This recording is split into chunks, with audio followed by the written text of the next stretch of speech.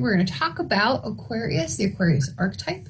We're going to talk about Aquarius themes, and we're going to review some prompts for setting intentions with this new moon in Aquarius here in part 3. So thank you for joining me. Aquarius is the celestial water bearer. We see this depicted visually as the glyph with 2 wavy lines, or as a person. Sometimes the iconography is a person carrying a vessel and pouring water out of it, right? Oftentimes this person is a male. And I think sometimes this causes confusion because that makes some people think that Aquarius is a water sign, and Aquarius is not a water sign. Aquarius is an air sign. It's a sign of mental activity. It's the sign of knowledge. It's the sign of invention and genius. So don't let that visual imagery of Aquarius, the water bearer, confuse you. Aquarius isn't a water sign. It's an air sign. Water signs are typically associated with emotion. Air signs are typically associated with thought, mental activity. And in the case of the water bearer, the water is symbolic. It's symbolic of knowledge being poured out from that vessel. It's symbolic of the knowledge that Uranus brings to mankind and shares with all of mankind. That's basically what that imagery is trying to convey to us. Aquarius is the sign of universal love, of brotherly love. It's about humanitarian principles, egalitarian principles, right? All the things that we do for or to the collective. Right?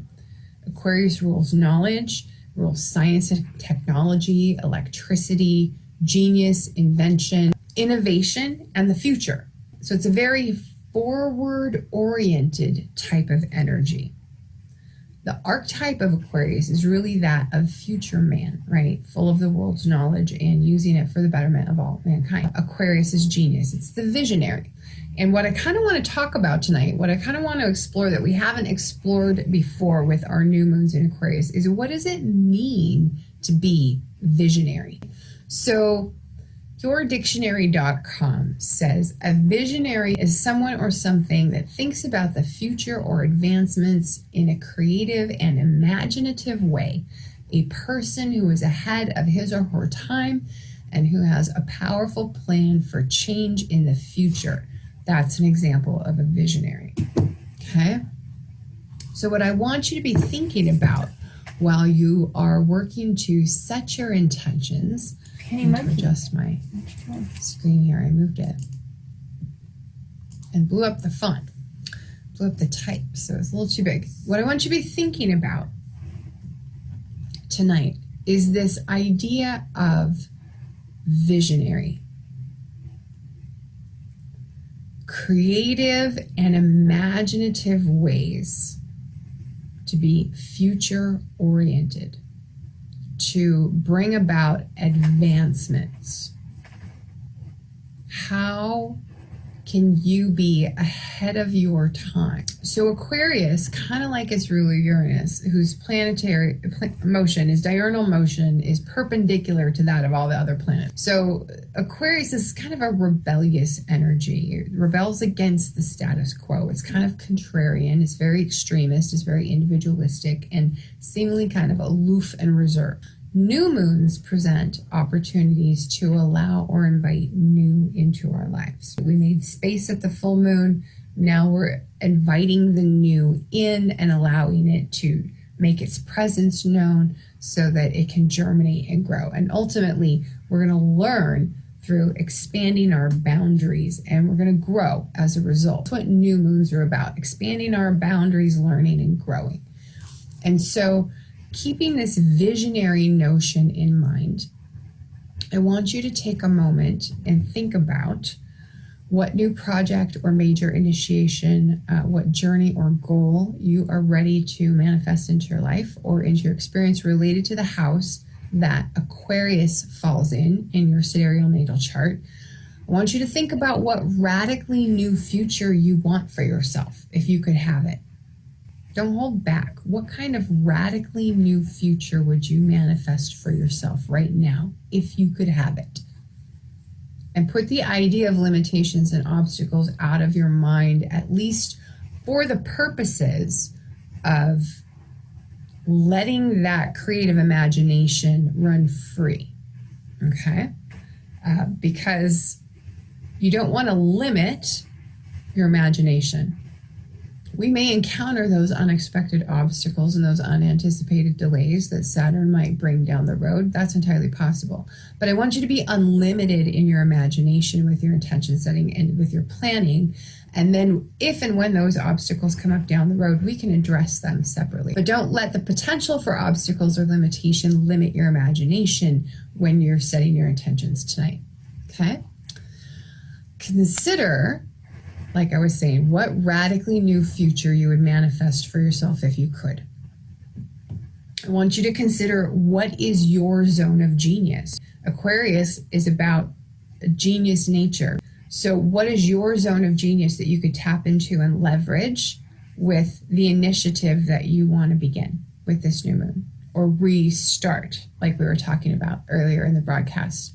What zone of genius can you bring to bear on that? And how could you do that in service to your fellow man? Really think about this. How can what you're doing be done in a way that's in service to other people, that helps improve the world, right? We're talking about not being self-serving with this new moon. We're talking about finding ways to bring our own energies and efforts and talents to bear for the greater good. So consider that.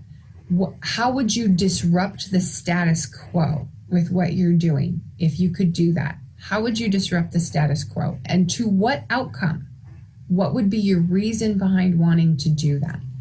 Now, also keep in mind, we do still have Mars out of bounds. And so while you're considering these prompts, I want you to keep in mind Mars's influence, and also consider, how can you be bold, courageous, or noble in this undertaking? Because we want to focus on expressing the higher expressions of Mars right now while he's out of bounds, rather than his extreme lower nature. We want to really be conscious about tapping into his best and highest potential, because we have that available to us right now. But the thing is, we also have his lower nature available to us quite easily. So I want you to focus on, how can you be bold, courageous, or noble in your undertaking with this new moon in Aquarius, okay? So grab your pen and paper. We're going to spend a few minutes writing down what our intention is for this new moon, for this part of our life, what it is we want to achieve related to that. I would recommend spend a few minutes visualizing it, right? Because we're talking about being visionary. So visualize it, give it that added energy, draw it out on your paper, even if it's just a quick sketch with stick figures, whatever it is. That can really give added oomph, in my experience, to how quickly you manifest what it is that you're setting your intentions around. And then we're going to talk about here in a few days when to take your first step towards what it is you are reigniting with this new moon. Okay, but grab your pen and paper. I'm going to recap our prompts. I'm looking for my book. It's behind the camera. Cross your fingers I don't knock down the camera. Getting my new moon journal. Hold on. This is the one I read to y'all out of every new moon. Remember, we have our little quote in the moon gazing journal. So let's see what it says for today, and then I'll recap the prompts. What's it say? There's one about toenails. We'll get to that soon. Okay, here. Today's page in the Moon Gazing Journal says, you might think twice before falling asleep with the full moon in your face. It's been said to cause nightmares, insanity, and even blindness. Don't fall asleep with that full moon in your face, y'all. That's dangerous. Okay, so our prompts. I'm going to recap these for you, and then we'll spend a few minutes setting our intentions.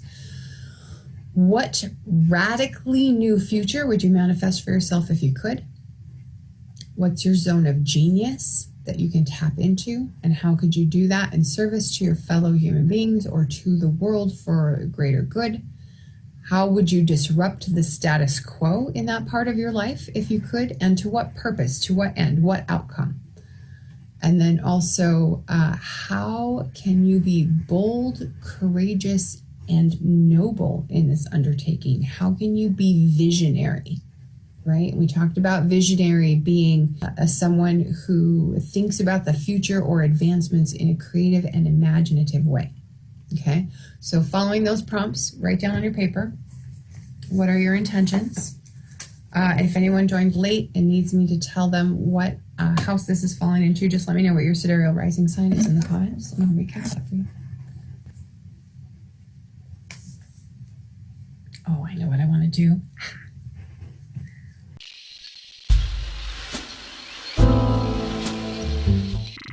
If you need more time, let me know. This is a real fun new moon. I'm excited about this. It's a reboot new moon. So I'll share what my intention is around. I'm really excited about this because it's really right in line with some things that I've been thinking about, ruminating on lately. If you need more time. Hi, Natasha. I see your comment. How long ago did you say hi? I didn't even see it on my phone. It didn't pop up here. I hope I didn't miss you. Thanks for joining us. So this is kind of fun. So for Gemini rising, this is a 9th house new moon, right? I'm Gemini rising. 9th house is all long distance communication. We're talking about this can be like your social media channels, right? This could be, I have a YouTube channel. I have a website. I blog, if you want to call it that. I publish, horoscopes and astrological analysis on the website. I do live streams here on Facebook. I have my group. So all of this is very 9th house type of turf, 9th house terrain. And I've been thinking through the latter part of last year and the early part of this year about how I really kind of want to reboot what I'm doing on the website, revamp what I offer in a way that works better. Partly for you as readers, as my audience, but also partly for me in a way that is somewhat more manageable, and that I can still accommodate, growth and my expanding roles and whatnot without kind of overwhelming myself with a huge and heavy workload. And so I've been kind of kicking around these ideas and have this like loose framework that I am playing with of what this might look like going forward into the future.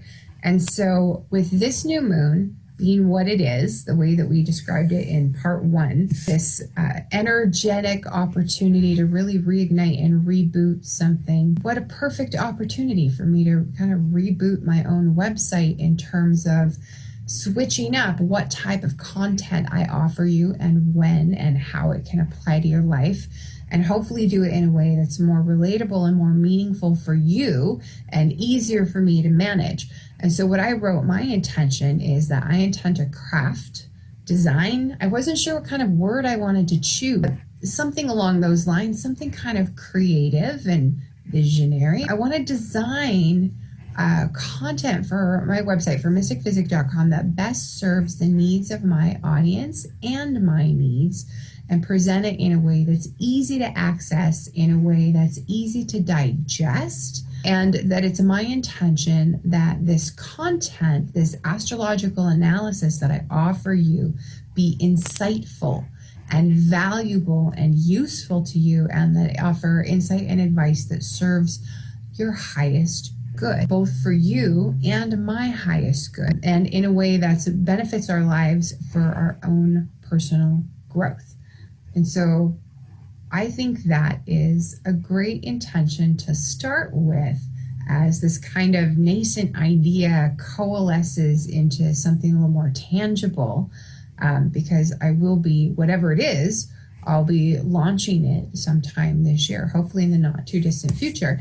And Mercury retrograde is a really good time to be kind of percolating this stuff and setting the stage for getting it all together.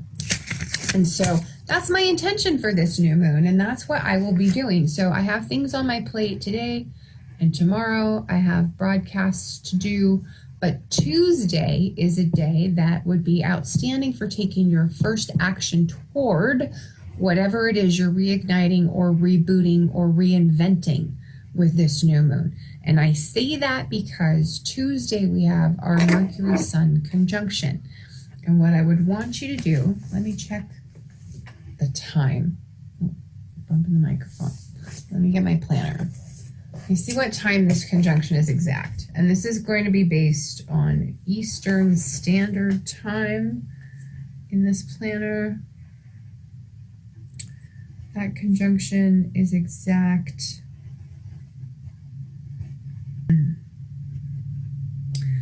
at about 8:44 in the evening Eastern Standard Time. So I would write that down and convert it, or if you have your own way of looking up what that would be for your time zone, I would time your first action, taking your very first step with that 8:44 p.m. Eastern Time timestamp, because when a planet is so close to the sun, it's kind of an interesting situation. Typically, the planet is considered combust and weakened because the sun burns up their energy. It's like in real life, when Mercury is transiting too close to the sun, you can't see him in the sky. It's like he's not there, because you can't walk out at night and see him. And if you walked out in the daytime, he's so close to the sun, all you would see is the sun. We all know that's not good for your eyes to stare at the sun. So that is like a physical analogy of what combustion is. It's burnt up to the point where no one can recognize it, no one can see it, no one knows it's there. It's overpowered by the intensity of the sun's brightness and energy. With the exception that when the planet is within a very tight range of minutes to the exact conjunction. And within this tight range of minutes to the exact conjunction, it's considered cazimi, and it's super powered. It's super powered as though, here's an analogy for the physical world, like when you shine the sun through a magnifying glass and it concentrates the sun's light into this one tiny little focused point. So when a planet is so closely conjunct to the sun as to be cazimi, you get the effect of the sun's energy and light focused through what that planet represents in this intense, just laser tight beam. And that's the energy that we want to capture. We don't want to capture the combustion, we want to capture the cazimi. Right now, the day of the new moon, we're in combustion. But if you hold off until Tuesday, 8:44 p.m. Eastern Standard Time, and take action within minutes of that moment in time, you will, or even within hours, right? You will capture that cazimi energy in your undertaking for this new moon. Okay? So that's what I would suggest that you do. Get that laser tight focus of Mercury with the sun built into whatever it is that you're relaunching, reigniting, reinventing with this new moon. So take your first step then. And that also is in line with our advice. Normally we would tell you, take your first step towards whatever intention you're setting during the first light of the new moon, when you first see that sliver of the new moon, not while it's still dark. And on Tuesday, we should have that first light in place. So that would be the ideal time to be taking your very, very first steps. But like I said, be thinking about how you can do this in a manner that incorporates a little boldness, a little courage. How can you be noble in your actions, in your intentions, and how can you incorporate that noble intent into the outcome that you want out of your initiative? So we wrote down on paper, share in the comments if you would. Natasha says, I'm still here. I am Cancer rising, and I hope that's by the sidereal zodiac. So Cancer rising experiences this new moon in the 8th house. And so that would make it particularly a good time for re-examining your financial picture. And what I mean by that is like your long-term financial picture. What have you got going on for retirement? What have you got going on for investments? What does your insurance look like? Do you need a will? Do you have a will? Do you need estate planning? All that sort of stuff. Do you need to meet with people, professionals, financial professionals, and discuss whether or not you need to make changes to what you already have in place? Those sorts of activities would be particularly well supported with this new moon, especially meeting with financial professionals, anybody that you would normally review with as you're going into tax season. If you're here in the United States, it's tax time, right? So those would all be wise things to be doing with this new moon. And then if you do need to make changes, now I wouldn't necessarily say go out and make a new investment in something right now because we have Mercury retrograde. That's probably not a wise thing to do. But if you have investments that maybe need to be reallocated, reallocation is probably just fine to do during Mercury retrograde. If whatever you have in place isn't reflecting what you need it to be doing, go ahead and feel free to make those changes right now. Okay. What else do we have for tonight? I think just a few announcements. It's not really, well, no, actually what I wanted to talk about too is, of course, I encouraged you to spend some time visualizing it. So if you didn't do it tonight on the broadcast, take some time after we're done with the broadcast. Just kind of sit quietly, kind of meditate, kind of visualize what outcome you want for the intention you're setting this new moon. And like I said, do draw it out. Drawing can be a really, really powerful way to infuse additional energy into that intention. And I have found that when I draw out what it is I want to manifest, even in just like a really simplistic, basic sort of way, that I manifest it faster. And because this has to do with Aquarius, this has to do with being visionary, visualizing it and drawing it out, making it visual can be a really, really good way to add that extra energy to it. Now, another thing that you might consider is writing an affirmation around what it is you intend to manifest or achieve. And then the third thing that I want to mention is that it could also be a really powerful time to create a vision board for yourself, a vision board of this radically new future that you want, whatever that is for you. So think about that. If you haven't made a vision board yet for this year, spend some time this evening or spend some time in the next couple of days putting together that vision board. There's you can do that, of course, with glue sticks and paper and magazines, but you can also do it with vision board apps. There's apps that you can use now to make vision boards.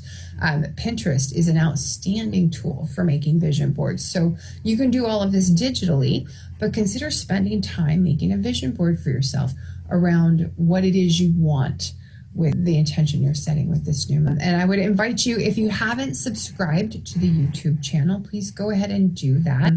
You probably saw, I forgot to send out the reminder email for everyone for tonight's live stream. We normally do the broadcast the day before the new or full moon, and we had to reschedule it for the day of this go round. And so I didn't send out an announcement email. So I apologize.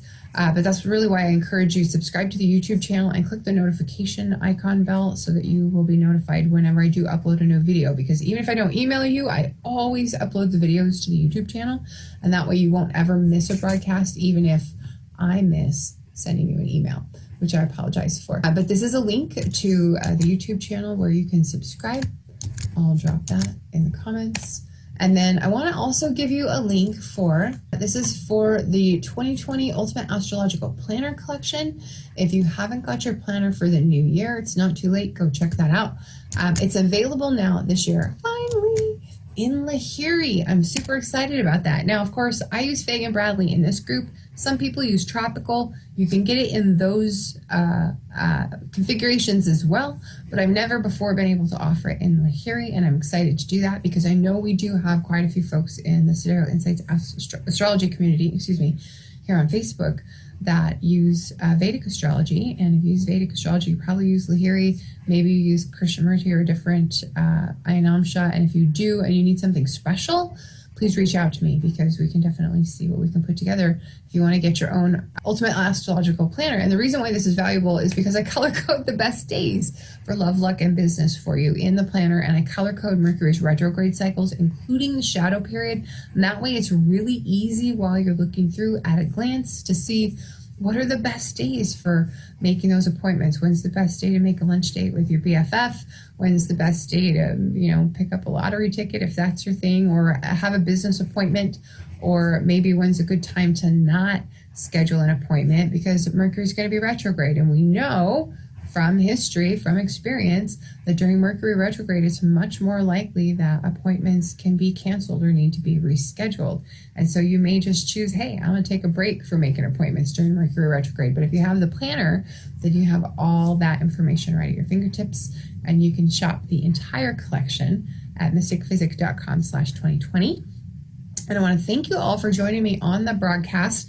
I was really kind of excited for the intention that I got to set tonight because it's related to all of this, right? And so as I kind of, ferment and percolate all of this, I will keep you posted as to what's in store for not only for mystickphysick.com, but also for the YouTube channel, because I really am thinking about maybe spending quite a bit more time there as opposed to being live here on Facebook for a couple of different reasons, and we can talk about those. And that's actually, it brings up something that I wanted to ask my followers here in the group, in the Facebook community, and also subscribers on YouTube. I kind of wanted your